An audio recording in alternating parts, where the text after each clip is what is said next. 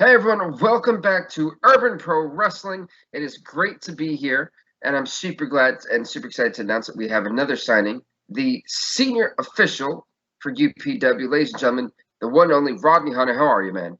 Hey, wow, dropped the bomb on him quick. I'm doing great with news like that. How could I not be? What's going on, my man? That much, man, doing pretty good, and I'm pretty excited to have you on board.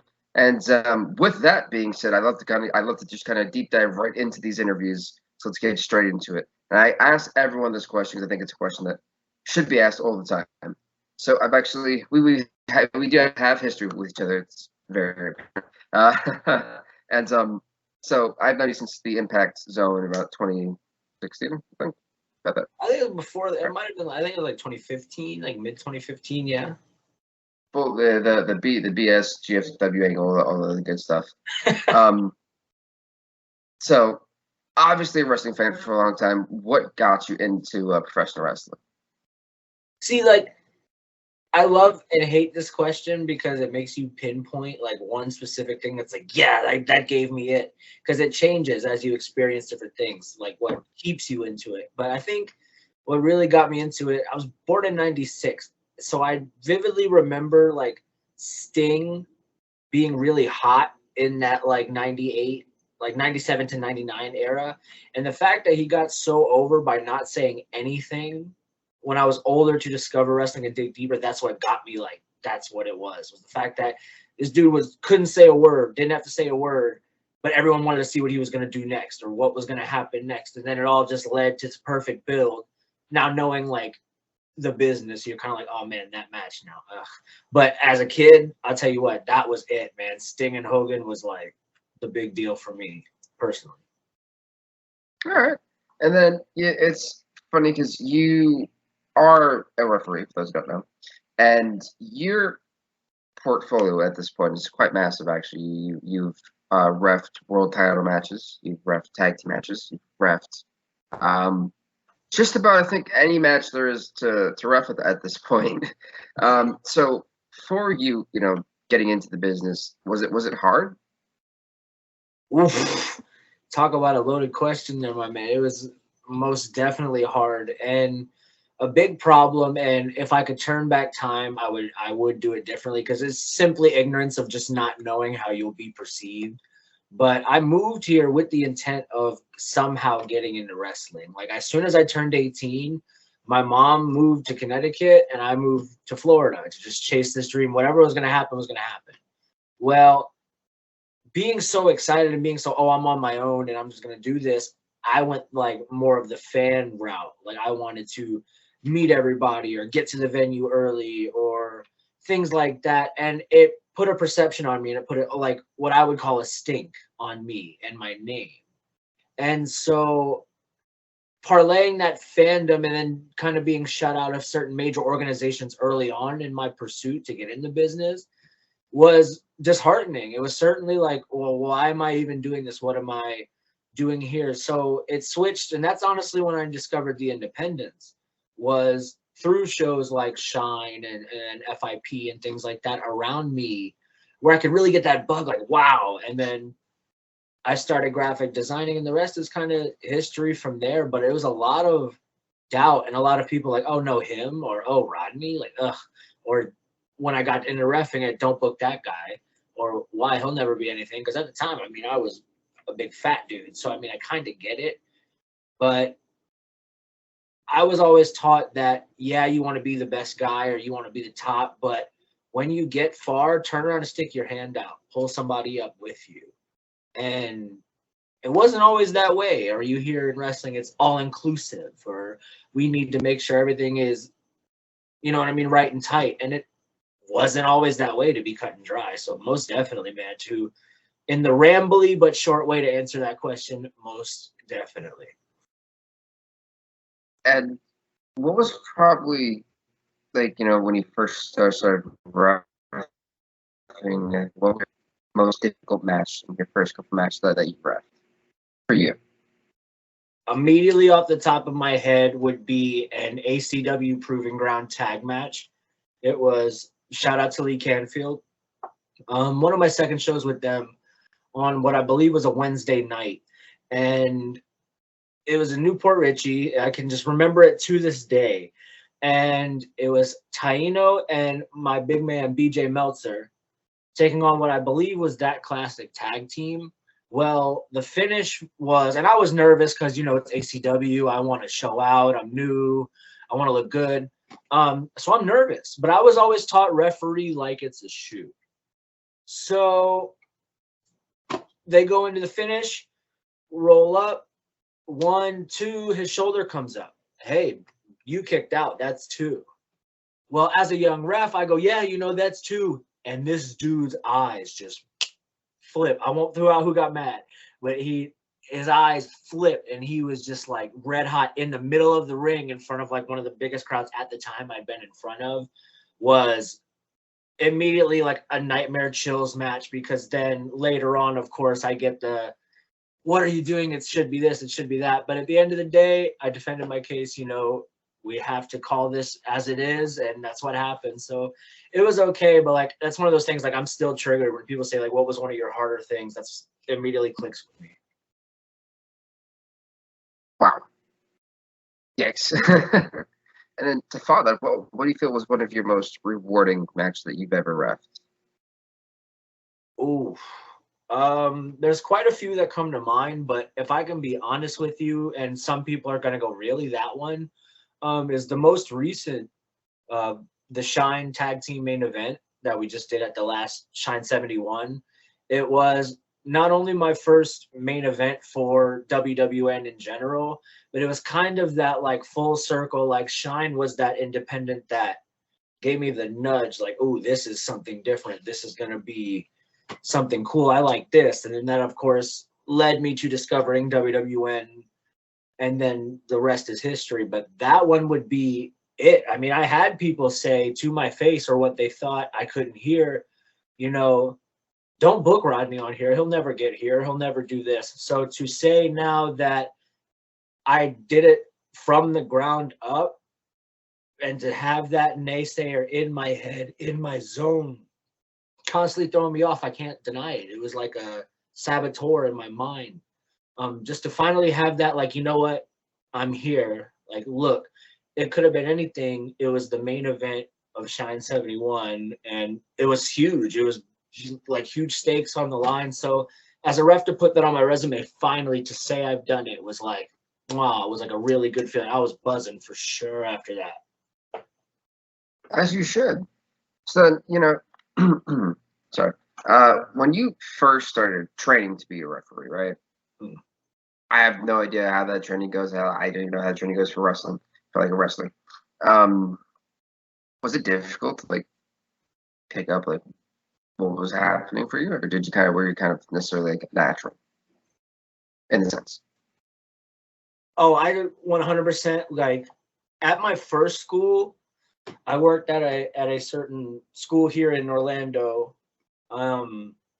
really early on, and I got laughed at like immediately. Like, you think you know wrestling from the outside perspective, like you're watching it and you're like, oh man, it's this, and this. But once you're in that ring, like in the mix, in the know, in the just, you're in that machine that's moving, it's a completely different ball game. So while I understood, like, okay, that's a big move, that's what he wants to do there, it was really hard. And I didn't even learn it till like later on with Pops, with Alpha, the psychology. And that it, for a while, it just didn't make sense. I'm thinking SmackDown versus Raw, moonsault, DDT, do a backflip, oh, run over here, da, da, da, make the people love you. But it's not quite that simple. And so, yeah, it was definitely, I wouldn't say I was a natural. I definitely knew I needed to count to 3, 5, and 10, but the rest was really a learning process, and you never really stop. But I'm still learning to this day. But yeah, it was hard to pick it up at first to really get a groove. So, you know, what do you feel was one of, not necessarily like the most rewarding matches, but one of the most fun matches that you've ever run? Oh, that's a cool one for a couple of reasons. It was a scramble match that we did, like I was in like 2017. I was the referee for, and it was like So it was crazy. It was one of those like you look around at what you're doing and it's like, am I in the middle of this right now? It was like Superhuman, Joey Ryan, Shark Boy. It was pretty wild. So if in terms of fun of like what is going to be any sort of reaction or honestly what the hell am I doing here? It was definitely like that. That one definitely sticks out. If you don't mind me sharing another one, it was um in Georgia. I wasn't even the ref for it. It was for IWN, and man, they made us ride with this heel. And I mean, he's a great worker, but he really gets under my skin. August Artois. He he rode with us up there. So we get there, and I wasn't even the ref for this match, but we're watching, and all of a sudden it gets down to a point where he's not letting a submission go. Well, he stands up and, I mean, brother, throws this referee into the corner and just starts laying into him and laying into him and laying into him. So for me, it was fun, just that chaos of like, yo, what do we do? Like, we need to hit this ring. Like, we need to stop this. Like, he is beating this ref down. So, like, to me, that frantic, that energy, and to get there and him be just like, oh, snap. Like, yeah, like that, to me, I love that. That was one of my favorite moments. Now, not a lot of people would think is like a cool moment, but for me, that was rewarding for me. That was cool to just chaos. I love it. So you briefly touched on um, being a graphic artist. Mhm. Could you go into more detail about that? Well, why did you get into it? And things of that nature. Oh, most definitely. That originally was what I wanted to do in wrestling.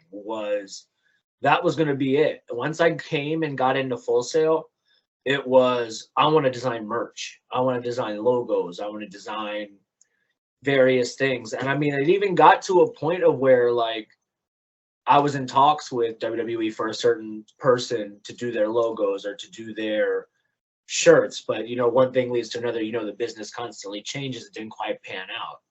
So I honestly took that, and that's how I got a little bit deeper into Shine, was working with some of their talent. I was doing the ring crew, and then I was introduced by Albert AC Smooth, brought in the door, and he kind of was like, "Yo, my guy's a great artist. If you need anything, use him." Like he definitely on that first show was like the Paul Heyman to like me being his client. Like he had me, and I'll never forget that. Shout out AC Smooth, La Sangre.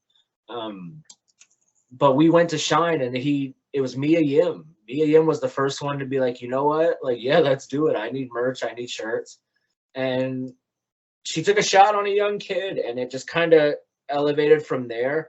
But once I started hanging around the business more, I really got that itch. Like, I like this. Like, I could be in this somehow. Like, I don't see myself as like John Cena, or I don't see myself as like big WWE superstar, but like as the referee, I was always really drawn to the attention and how much power the referee actually holds, and how the best referees, you would never realize how much power they actually hold or how much they're actually controlling things.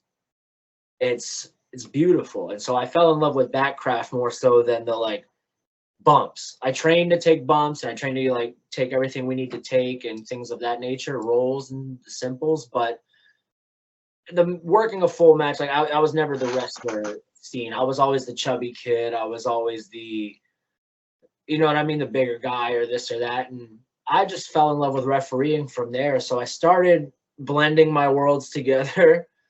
And in some senses, it was my downfall because I would like overbook, or I would get too backed up, and then person X didn't get a design and this and that. And it didn't do me any favors. So it was almost like we went up, and I didn't do myself favors in that sense. So we went back down, and then just rebuild, and just deliver consistency. And that's where I fell in love with refereeing. And I honestly like graphic design is there, but it's definitely in the back seat to me. Like refereeing is definitely here, but I will never forget it, and I'll never fall out of love with it because it is what brought me honestly to the dance to get started, got me in the door. You mentioned taking, but I wasn't like one of your first bumps in Impact.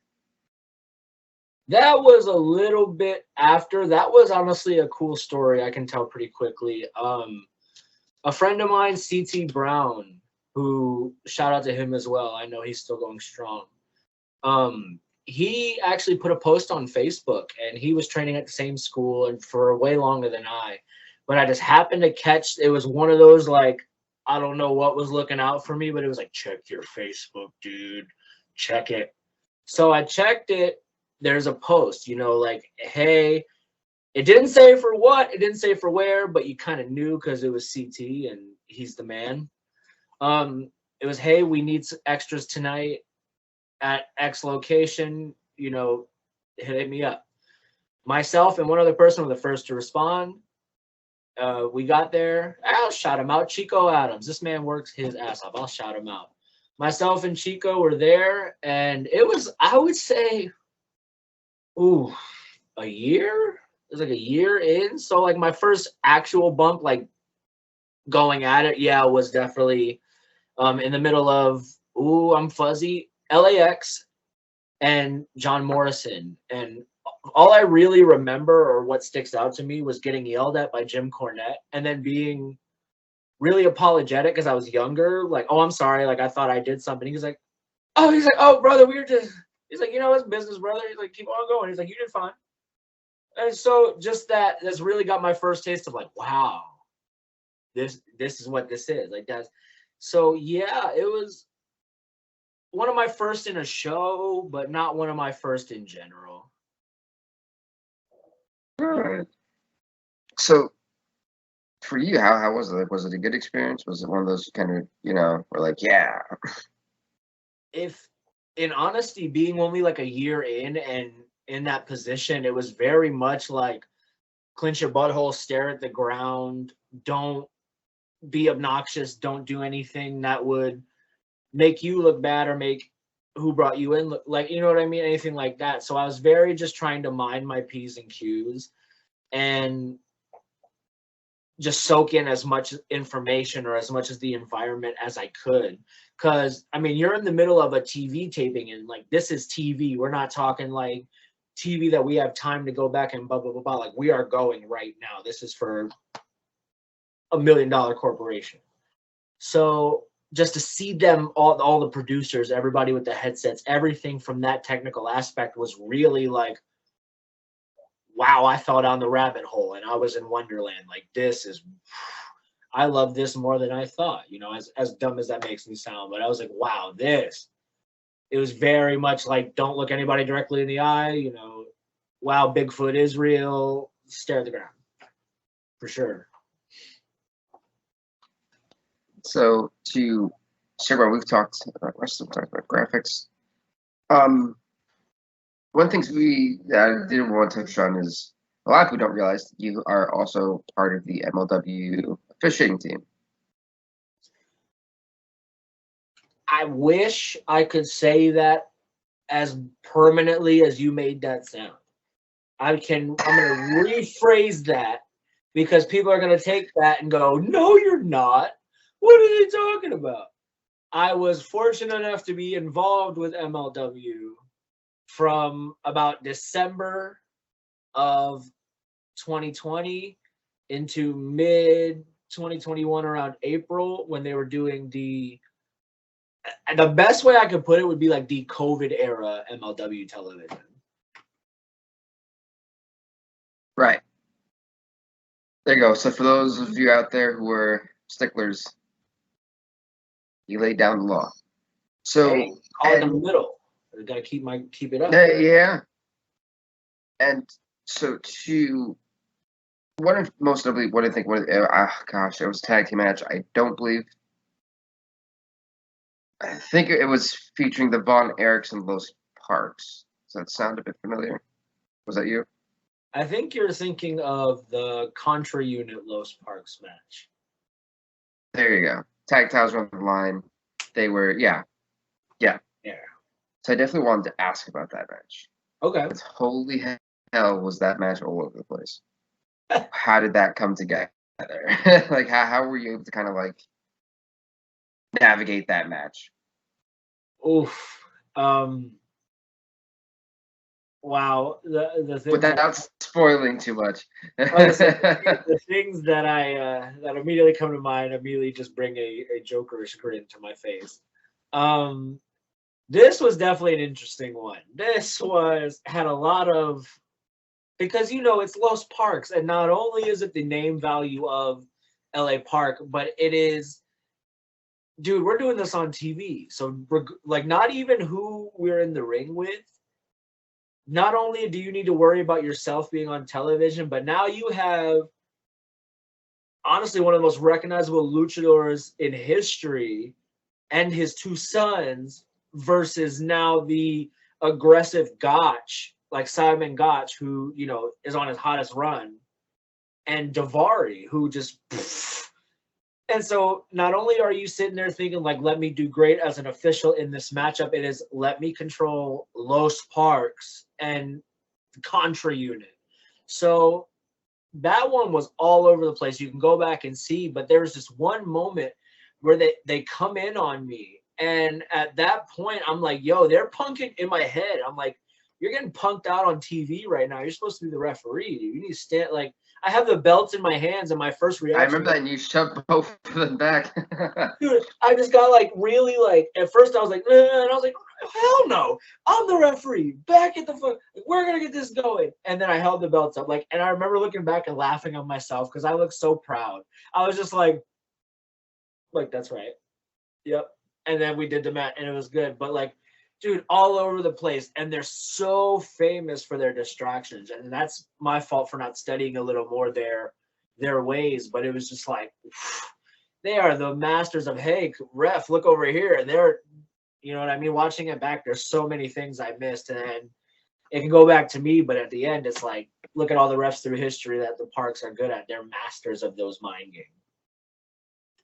As it should. So I have like 2 more questions left. Hey, ask away, man. We're here. We're live in the studio. And I wanted to know, what are your goals in professional wrestling? Oof. I thought that they were to just get to a certain place. Mm-hmm. Boom, end game, signed, that's it. Call it what it is. But as I've navigated through it a little more, and I mean, I say a little more, it's been 7 years now. Navigating through a little more and seeing everything in it, my goal has completely changed from I need to get to X destination to I need to have the most memorable and the most fun time that I can while I am fortunate enough to be part of this thing that I've loved and I love still. Instead of worrying about where I'm going or where I want to get, enjoy getting there. Enjoy taking a step back. And because it's easy to go, I just did this match, you know what it was? Like, I had a tag match and like this match, it was what it was. But no, you just did a freaking tag match and you just did this match. Or like, that's what I run into with a lot of guys, that it's complacency, I feel. And if you feel you have nothing more to learn, then in my opinion, go ahead and take a step. You learn something every time you get into that ring, or every time you go in that locker room.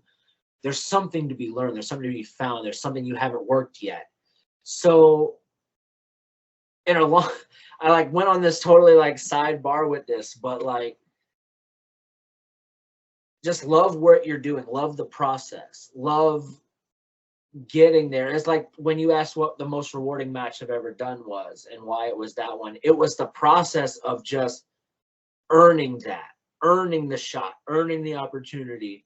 And then now that they gave me that shot to do the main event, now it's that drive of the process of let's continue. What more can I work for? What more can I work towards?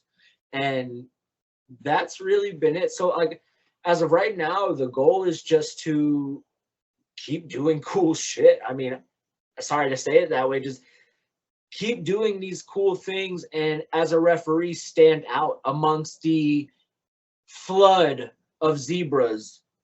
Be the one with the most stripes. Be the one with the loudest color. Something, stand out.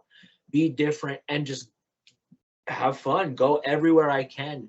Do this thing. I want this to eventually be what I do.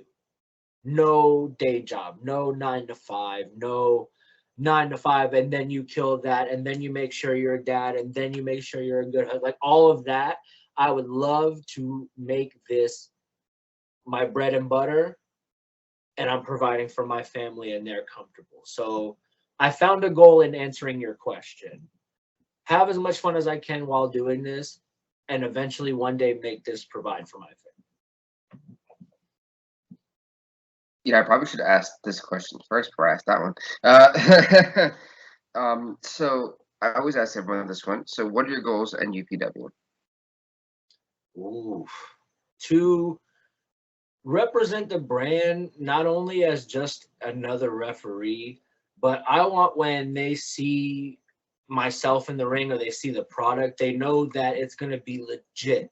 We're not coming at you with, oh, you know, that boy put on the turnbuckles, give him a ref shirt, he's got a shot, let's do this.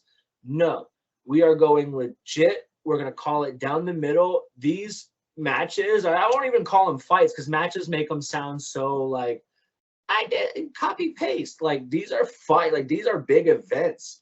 Each match on the card, I mean that's what they're called, but come on, is an event in itself.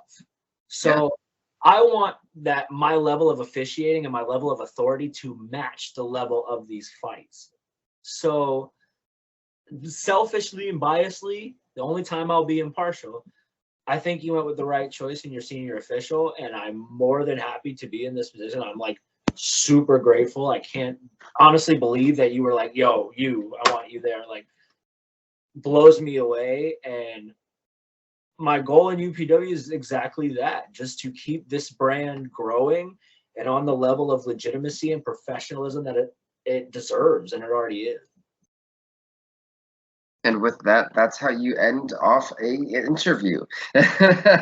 So, do you have any social media that you want to plug, sir? Oh yes, most definitely. My main one, you know, I have a Twitter that's kind of a decaying corpse of an account, but you can go to my Instagram. It is RH Artco. You can see some fun art and some fun officiating. Come follow me; it'll be fun. Is that it? Yeah, show mode. You already know. Alrighty. So then, on that note, hit that subscribe button on YouTube Urban Pro Wrestling. You've watched it for this long. What are you doing? Leave a comment, leave a like, do all that good stuff. Follow us on Facebook and our Facebook page, Urban Pro Wrestling, and our Instagram, Urban Pro Wrestling, as well as our Twitter at Urban PW. So with that being said, everybody, we got a lot more news coming down the road, a lot of big things to be announced in the coming weeks. So, with that being said, thank you guys so much for watching. Please do leave a like, leave a comment, subscribe to Urban Pro Wrestling, and we will see you next time, everybody. Stay off the hook.